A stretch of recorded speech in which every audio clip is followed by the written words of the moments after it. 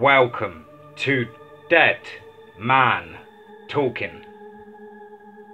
Tonight's story is an absolutely exciting and scary park ranger forest story involving a park ranger that falls upon, or happens upon, shall I say, a tent that's abandoned in the forest that he patrols. Inside the tent is a journal. That's as much details as I'm going to give you guys. I'm sure you will enjoy this as much as myself. Of course, please do like and share. And if you haven't subscribed to DMT, please smash that subscribe button. Also, remember, I've just opened the closed group over on Facebook, which is titled DMT's Cabin in the Woods. A lot of exclusive content over there, pictures and discussions. And also let you know it's a safe zone for other people to discuss their encounters without worry of ridicule and all of that BS. We have moderators keeping an eye on everything, and I will kick whoever's ass does give you any BS as well. Without further ado, let's get into tonight's story, entitled The Mount Pakenham Trail of Death. Let's get straight into that.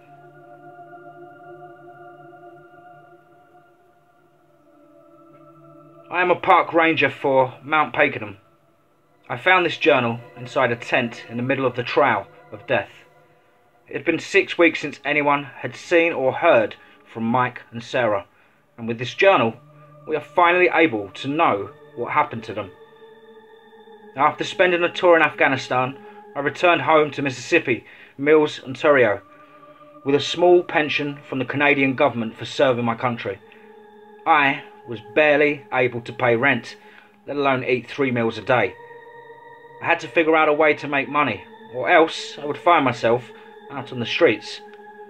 I was sitting at the bar at the Bridges Bar and Grill, a pint of Molson Canadian cradled in my hand as I looked up at the TV screen. The Ottawa Senators were playing the Pittsburgh Penguin. Even though I was looking at it, I wasn't watching it.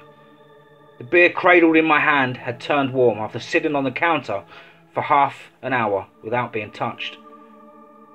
What finally struck me out of my daze was a hand on my shoulder. I jumped out of my seat, startled by the sudden touch, turned my head to see a person that was attached to the hand. To my surprise, it was Sarah from my childhood. We had known each other from kindergarten. We grew up together and went to the same schools. When we were old enough, we became ski instructors until the age of 20. Yeah, we tried dating each other, but it didn't last very long, and afterwards it got very awkward between us. Not long after that, I decided to enroll in the Canadian Forces and got deployed to Afghanistan. I returned a month ago, and things have been going poorly for me ever since. I often woke up in bed screaming from a nightmare, flashbacks of gunfight going over my head. All of this played through my head when I saw Sarah. She had long, straight brown hair, piercing brown eyes, a soft jawline. She stood at 5'6" tall and had a wonderful smile that would melt anyone's heart. "Hey Mike, long time no see." She gave me that wonderful smile she always gave when she saw me. Even under my circumstances, I couldn't help but smile back. "Sarah, so good to see you." I waved and barkeep over and ordered a pint of MGD for her. Once the pint came, I handed it over to her and picked up my own mug. We walked over to a vacant booth and sat across from each other. "So Mike, tell me where you've been all these years. One day you and I were teaching little kids how to ski, and the next, you disappeared without a word. I had to find out from your parents that you had joined the forces." "Yeah, you're right.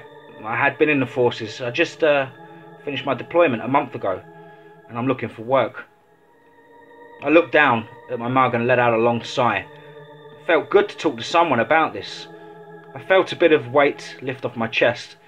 I finally lifted that mug up to my lips and took a long drink of the beer. The warm liquid feeling good going down. Oh, I'm so sorry to hear that. You are in luck, however. I am looking for someone with experience to join my staff up at the lodge. I am head manager there now and are short-staffed. I could really use some of your talents. That wonderful smile came back to her face, making me feel a little better. Really? How does someone like me be able to help you? I highly doubt there is insurgents hiding in the woods.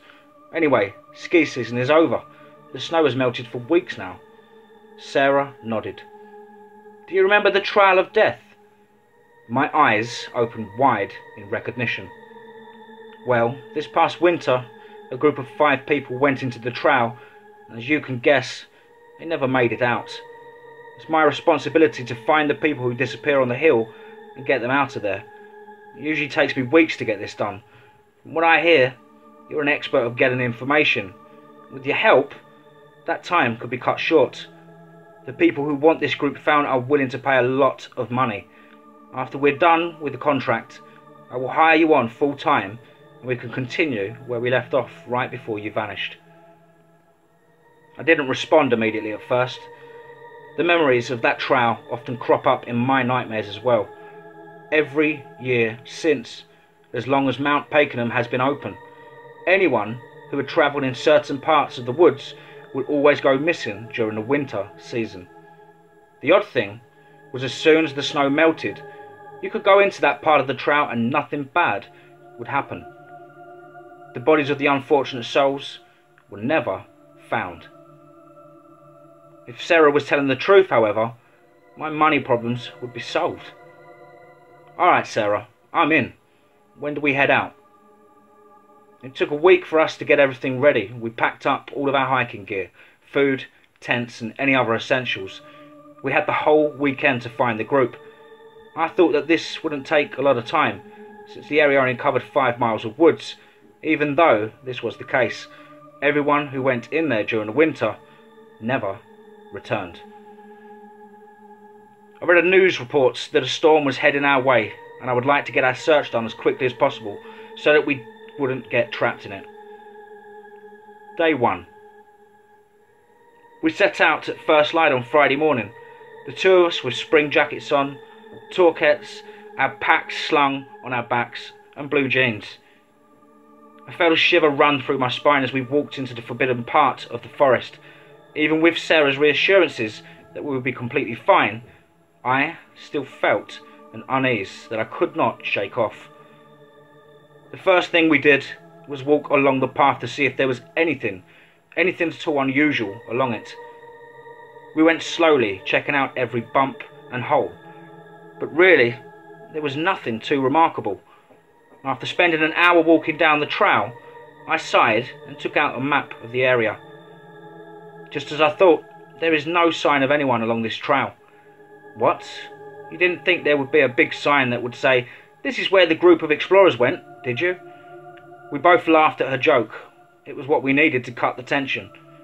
We took a quick bite of energy bars and headed back the way we came. According to the map, there had been a side trail about a mile back from where we were. When we got to the point on the map, I looked, and at first I didn't see anything at all remarkable. So I took the lead with Sarah following closely behind. After about 10 feet from the main trail, we reached another trail overgrown, which made it impossible to see from the main trail. I've never seen this part of the trail before. Just then I heard a crack of a twig near us. I stopped dead in my tracks, Sarah bumping into me from behind. I turned around and put a finger over my mouth. I saw that her mouth was open to say something, but she quickly closed it again. I proceeded forward quietly to check out what made the noise. I heard a small eek from behind me. I turned around just in time to see a deer running away from us. Sarah was startled by the animal. For the rest of the day we followed the trail. It led to a clearing, and by the time we got there, the sky had clouded over and was dark grey. I hadn't realised how bad it had gotten until right at that moment. We needed to get out of here now. If If we didn't get out of here before it started to snow, we were fucked. I turned around and saw the same horrified face on her. We need to get out of here now. The both of us started to jog down the path we had come down. We hadn't even got 10 feet before the first few flakes of snow had started to fall down upon us. Sarah was distracted by the sight and she tripped on the roots. I heard a oof, followed by a cry of pain. I stopped running and knelt down to her. She had fallen on a rock and had badly cut her leg. I helped her up onto her feet and she tried to put weight on her leg. She then let out another cry of pain. There was no way for us to get out of this part of the trail now. We were stuck. I helped Sarah back to the clearing and bandaged up her leg. Once I was satisfied that it was wrapped tightly, I started on putting the tent together. By the time I'd put the last peg in the ground to keep the tent secure, there was an inch of snow on the ground. I tread over to Sarah and helped her to her feet once again, practically carrying her over to the tent. Luckily, it was a tent meant for the 3 people, so there was enough room for us to move around. Well, at least myself anyway. We took out our blankets and put on our winter gear to stay warm. The wind started to howl as it got dark, and we huddled together to keep warm. I looked into her fearful eyes and hugged her. I was just as scared as her, but I wanted to stay strong for her. There was a long silence between us. I could feel her breath against my skin when we were close together. I could feel myself moving closer to her, and I was about to kiss her and her kiss me when a howl came from outside. What the hell was that? It's not possible. What was that? Whatever made that group disappear is back now. Is it? I don't know. After the howl, we didn't hear much for the rest of the night. Sarah eventually managed to fall asleep. I, however, stayed up all night. When she fell asleep, I reached inside my bag and pulled out my military-issued pistol and held it in my hands all night. Day 2. At 6 AM the alarm on my watch went off and startled me awake. I had not even been aware that I had fallen asleep. I must have been so exhausted that I dozed off. I let out a sigh and turned towards Sarah. But when I looked at the spot where she had been the night previous, she was nowhere to be seen. I took the zipper in my fingers and unzipped the tent. 2 feet of snow lay on the ground. I got up and stretched my legs.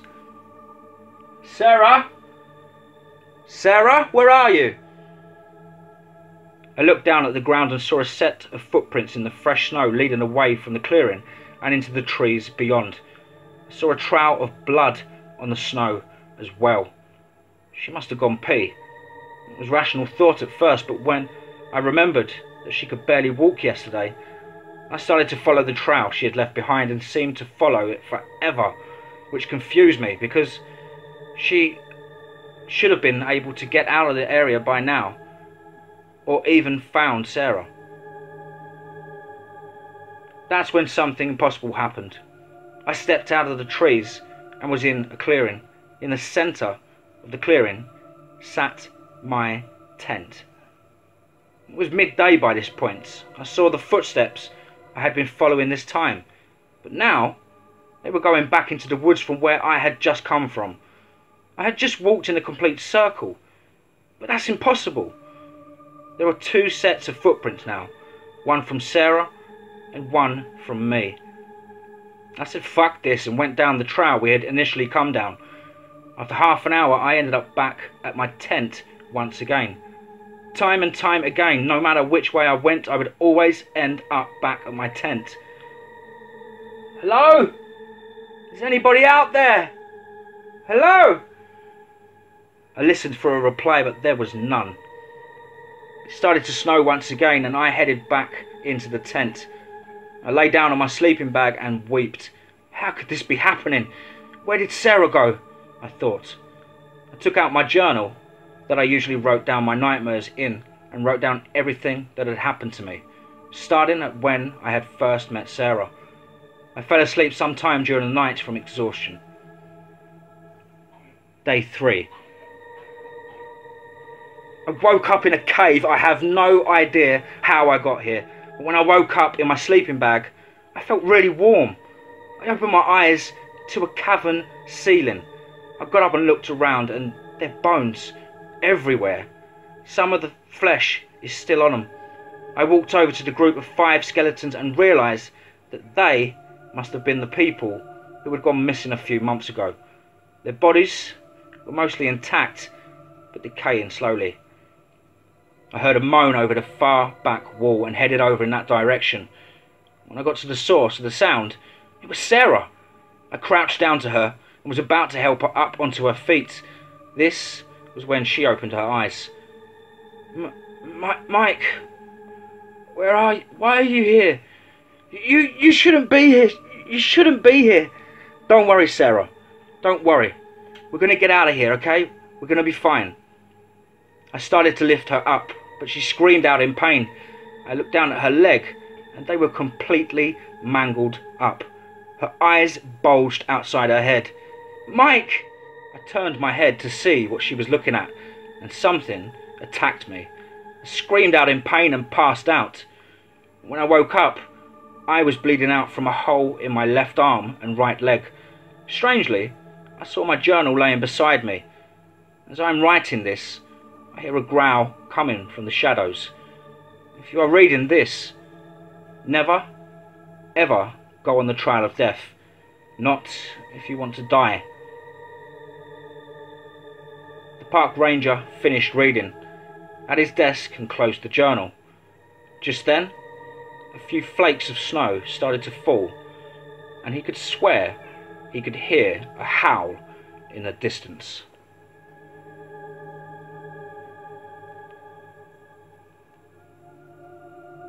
Wow, hope you guys enjoyed that story. A little bit different there. I have heard theories that Goatman do warp your perception of reality, among other sort of skills they appear to have. Please do let me know what you think down below in the comments. Of course, please do like and share. And remember, if you're going camping, above all, be safe, not sorry.